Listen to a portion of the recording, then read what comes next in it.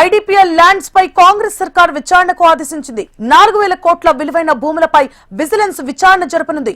భూ కబ్జాలపై ఇటీవల MLA Madhavaram, MLC కవిత పరస్పరం ఆరోపణలు చేసుకున్నారు. కూకట్పల్లి సర్వే నెంబర్ 376లో ఏం జరిగిందో తేల్చాలంటూ సమగ్ర విచారణకు ప్రభుత్వం ఆదేశించింది. ఎమ్మెల్యే మాధవరం కృష్ణారావు, ఆయన కుమారుడిపైన కవిత ఇటీవల ఆరోపణలు చేశారు. కవిత భర్త అనిల్ పై ఎమ్మెల్యే మాధవరం భూ కబ్జా ఆరోపణలు చేశారు.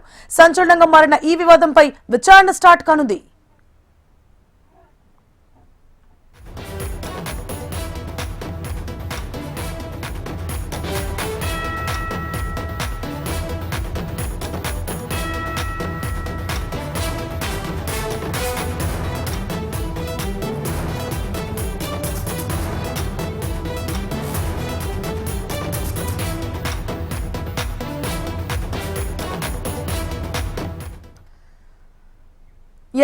ఐడిపిఎల్ ల్యాండ్స్ పై కాంగ్రెస్ సర్కార్ విచారణకు ఆదేశించింది. 4000 కోట్ల విలువైన భూములపై విజిలెన్స్ విచారణ జరపనుంది. భూ కబ్జాలపై ఇటీవల ఎమ్మెల్యే మాధవరం, ఎమ్మెల్సీ కవిత పరస్పరం ఆరోపణలు చేసుకున్నారు. కూకట్పల్లి సర్వే నెంబర్ 376లో ఏం జరిగిందో తేల్చాలంటూ సమగ్ర విచారణకు ప్రభుత్వం ఆదేశించింది. ఎమ్మెల్యే మాధవరం కృష్ణారావు, ఆయన కుమారుడిపై కవిత ఇటీవల ఆరోపణలు చేశారు.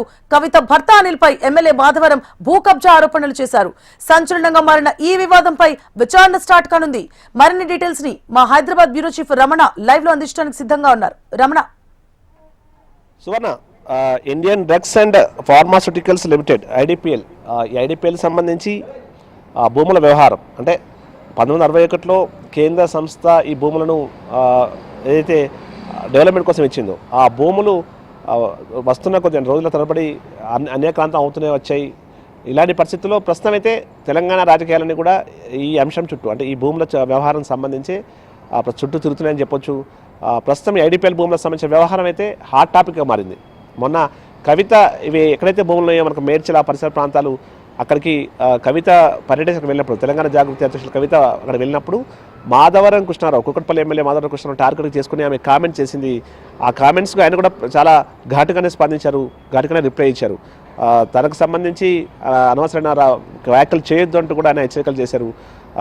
నీతో పాటు నీ భర్తకు సంబంధించినటువంటి సంబంధించిన భాగవతం కూడా బయట పెడతారంటూ కూడా కొంత సీరియస్ కామెంట్స్. దానికి మళ్ళీ కవిత కూడా తీవ్ర స్థాయిలో కౌంటర్ ఇచ్చిన పరిస్థితి మనం చూసాం. అట్లా రాజకీయం కూడా చాలా తీవ్రమైన అంటే ఒక హాట్ టాపిక్ మారినటువంటి ఈ అంశంపై ఇప్పుడు తాజాగా అంటే ఇటు ఎమ్మెల్యే మాధవ కృష్ణారావు కూడా తను ప్రభుత్వాన్ని కూడా ఆయనకు లేఖ రాశారు విచారణ జరపాలంటూ.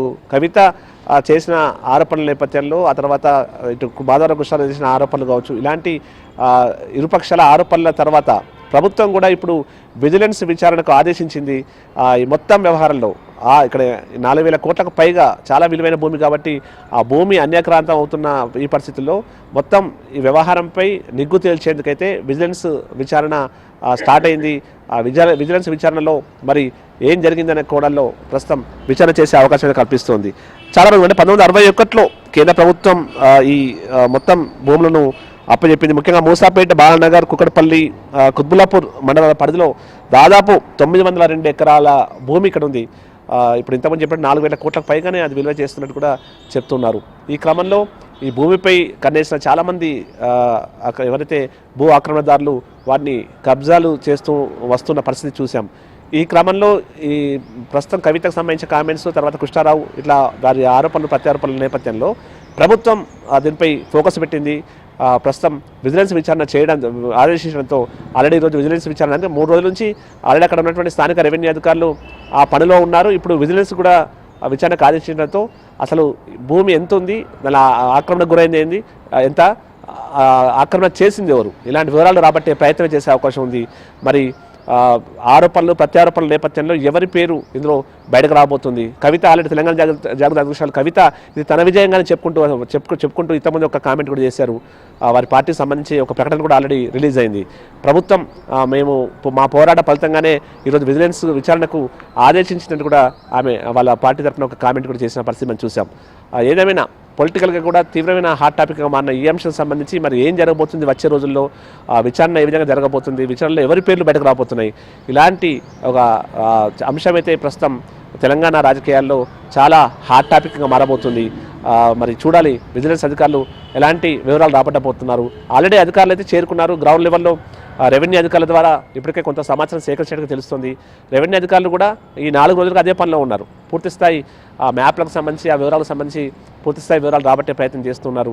వారు ఆల్రెడీ ప్రాథమికంగా ఏదైతే సేకరించి ఉన్నారో ఆ సమాచారాన్ని ఇటు విజిలెన్స్ అధికారులకు అప్పగించే అవకాశం ఉంటుంది. విజిలెన్స్ అధికారులు తమ స్టైల్లో తాము విచారణ చేసి అనంతరం పూర్తిస్థాయి వివరాలు ప్రభుత్వానికి ఒక నివేదిక రూపంలో అందజేస్తారు. అందజేసిన తర్వాత ప్రభుత్వం చర్యలు తీసుకునే అవకాశం అయితే కనిపిస్తుంది. Suvarna. Right, thank you for the updates Ramana.